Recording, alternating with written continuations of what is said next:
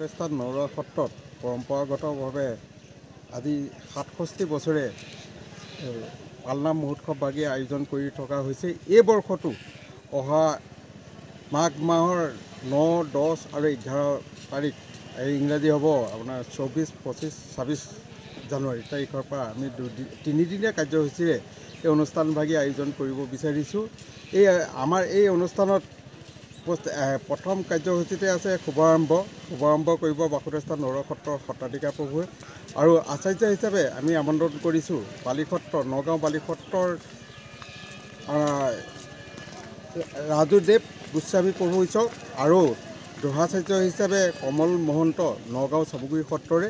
আৰু পাঠাচাৰ্য হিচাপে আমি তিনিজনকে আমন্ত্ৰণ কৰিছিলোঁ। তেখেতসকল হৈছে নগাঁও আইভেটি বুবুল মহন্ত আৰু আমাৰ শোণিতপুৰ পৰমা সত্ৰৰ প্ৰাচীন চামগুৰি সত্ৰৰ ভৰত মহন্তদেৱ আৰু তেজপুৰৰ আমাৰ নৱকৃষ্ণ মহন্তদেৱ, এই তিনিজনক আমি পাঠাচাৰ্য হিচাপে আমন্ত্ৰণ কৰিছোঁ। আমাৰ এই তিনিদিনীয়া কাৰ্যসূচীতে সামূহিকভাৱে নাম প্ৰসংগভাগি চলি থাকিব। ইয়াৰ উপৰিও আমাৰ পাঠৰ পৰা ধৰি অন্যান্য সত্ৰীয়া পৰম্পৰা অনুসৰি আমাৰ কাৰ্যসূচী চলি থাকিব।